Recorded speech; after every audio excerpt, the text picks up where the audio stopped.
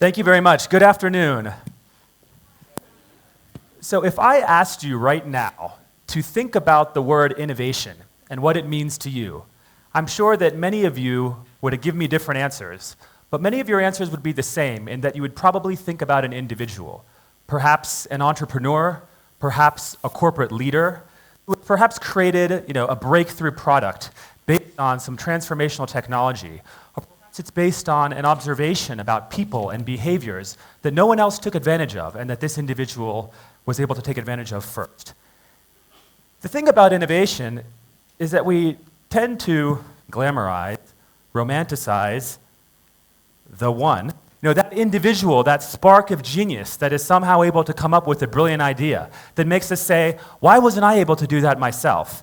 But in reality, if you've actually tried practicing innovation yourself, you probably know it's never that simple. In fact, it's not at all about the one. It's much more about the many. The many hours of hard work that go into making something real.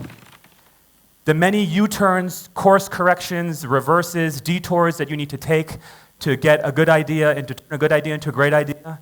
The many bad ideas and okay ideas you need to go through first before you actually get that great idea. And maybe most importantly, the fact that it's generally not one person. It's often a group of people. It's your friends. It's your coworkers. It's a number of people inside a company, inside an organization, who all work together to turn that company towards the direction of innovation.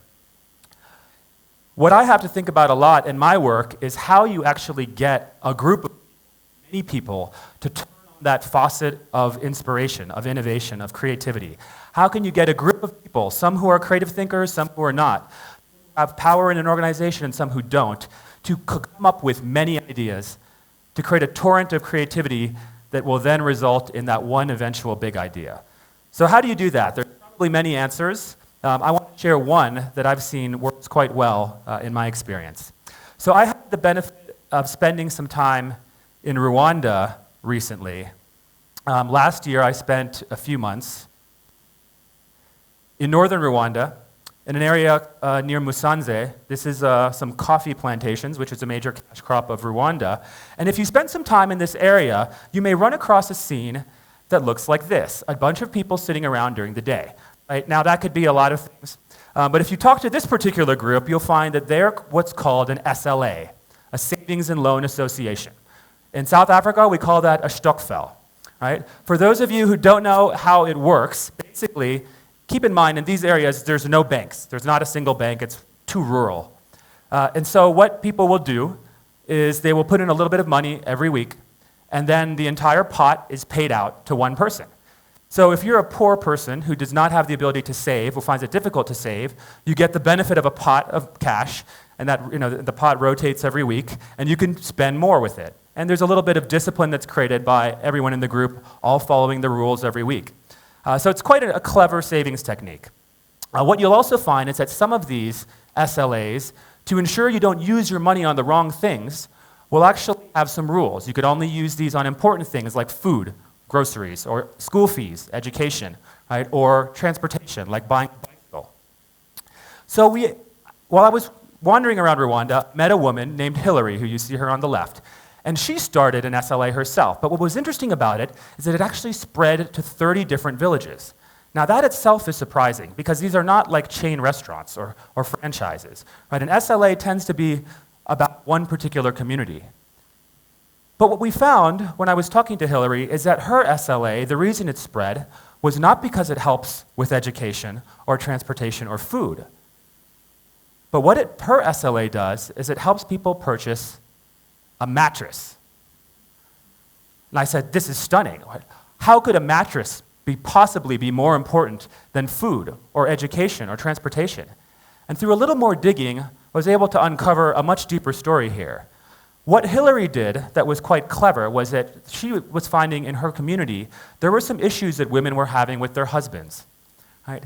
Husbands there were some issues around domestic violence, around infidelity, around drunkenness. And her first brilliant idea was that if she could get people to purchase a proper mattress like this, rather than the unsanitary and unhygienic grass mattresses that most people slept on, then all of a sudden husbands wouldn't have the excuse of wanting to sleep away from home.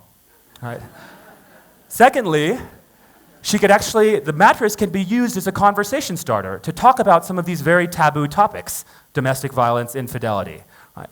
And then furthermore, the third idea was to ensure that there was a viral effect and everyone in the community could tackle this problem together. She said, let me invent a financial instrument, an SLA, to allow poor women to be able to afford one. So everyone in the community, not just the more affluent ones, could purchase this mattress. Now think about that for a second. What she's done is she's decided to tackle this abstract issue of infidelity in the community through invention of a financial instrument, an SLA, for the purpose of purchasing an object that has a functional purpose to let you sleep, and also this symbolic purpose of conversation starter. Right? That is a brilliantly clever solution. Now imagine if you're a bank and you wanted to step into this community and offer some financial services to bring people out of poverty and also, of course, to make money, as any bank would want to do. You don't have any other banks you can compete with here, right? So you can come in with whatever you want. And think about what banks could bring to the table. You can bring a savings account, you could think about different fees, you could think about different benefits, different interest rates, different promotions.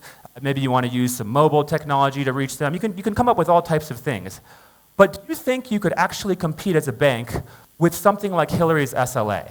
Right? Would you as a bank, think about the banks that you know, decide to tackle a community problem as sensitive as infidelity with your savings account? Right? Now, I told this very story to our banking clients and a number of Rwandan banks in Rwanda, and it was incredible what came out of this. All of a sudden, a group of people from all different backgrounds started gushing forth with all types of new ideas, new types of products, new types of services, new types of ways for banks to engage in their community. But the difference was that these ideas were not about competing with Hillary, but they were about empowering her and enabling her. How do you make her SLA work better? How do you make her SLA more effective? How do you coexist or complement what's in the market now rather than compete with what's in the market now? And for anyone who's worked in financial services before, you know that that is a very different position for most banks to think about when they enter a new place.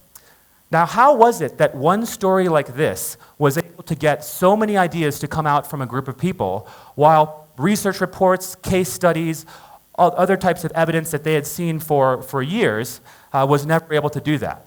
I think there's something about the power of this story. This single story somehow resonated with more people than statistics and data and research. And what is the reason for that? When you think about this story, there seem to be a few elements of it that are quite special. Firstly, the fact that it is authentic, right? This is actually a real story. I have not made this up. Secondly, there's the fact that it's suggestive. We get the sense that perhaps there are other examples of things like what Hillary has done in different contexts, maybe around credit and loans, maybe around insurance, maybe in different places, for different types of communities or different villages. We get the sense that this is a very unexpected story. I mean, how would you imagine that someone like Hillary could connect infidelity to a tangible product like a mattress through a financial instrument? That is not something you could ever imagine. There's plot, there's drama there. And finally, it feels privileged, right? We get the sense that we couldn't just go on the street and walk up to someone like Hillary and have her share this story. One suspects there was some amount of luck and some amount of hard work that went into finding something like this. And this is exactly what makes a story like Hillary so powerful and so able to influence so many people. Like a good movie, like a Hollywood hit, or like a great book, it appeals to many people in different ways, and it's able to turn on that, it's able to elicit an emotional reaction and turn on that fountain, that faucet of creativity that we're looking for. So how do we actually go about finding these types of stories? So, there are a lot of things that we do. I'm going to share a couple of methods that I think work quite well. One, when I go into a place like Rwanda, the people I go with, my team, are actually not as important. It's the people who join our team on the ground. Right? So I'll always be looking for a team of local fixers, local guides, who speak the language, who speak the dialects, who have the right body language, who essentially will allow us to come into the scene as insiders rather than outsiders. What that does is it allows us to penetrate into communities where you normally can't get into and open more doors.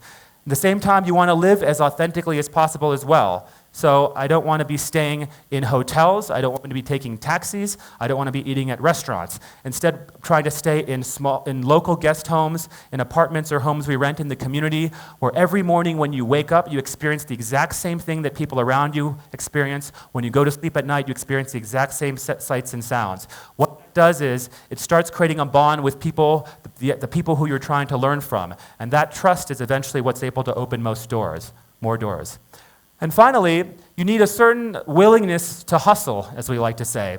So here's an example of a bus station in Kigali, and we see a line of women with typewriters outside the bus station, and what they're doing is they're essentially typing up letters for anyone who needs a formal letter written. And as it turns out, most of these letters are for bank loan applications. So wouldn't it be an interesting thing if you're studying credit or studying banks to know what people write about, how they position themselves, what their issues are, right? That's somewhat privileged information, but with the correct, with the right art of persuasion or hustling, as we like to say, perhaps some of those insights could be shared, right?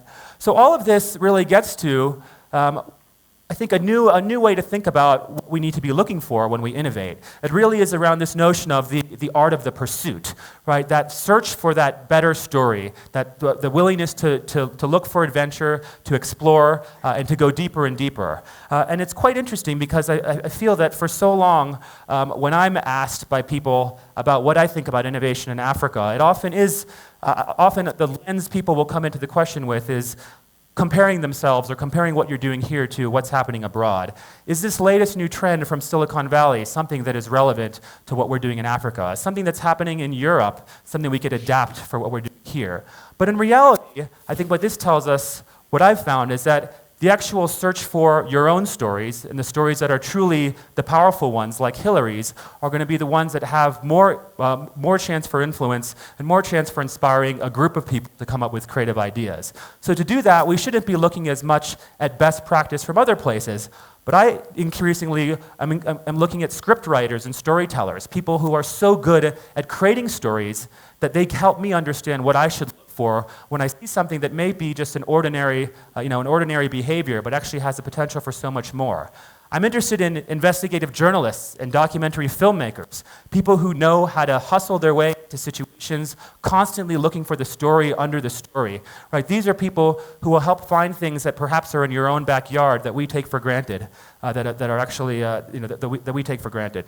And so all in all, the reason we're doing this is that in the end, these powerful stories that we look for, as the passage of time fades, as we no longer have the freshness of these memories in our head, we may be working on other things in different directions. A story like Hillary stands above the rest and tends to kind of stir itself up now and then, tends to rumble now and then, come up to the surface now and then, and perhaps that really is that spark that we need to give us that burst of genius, that momentary inspiration to give us that one idea that we're all looking for in the end. Thank you.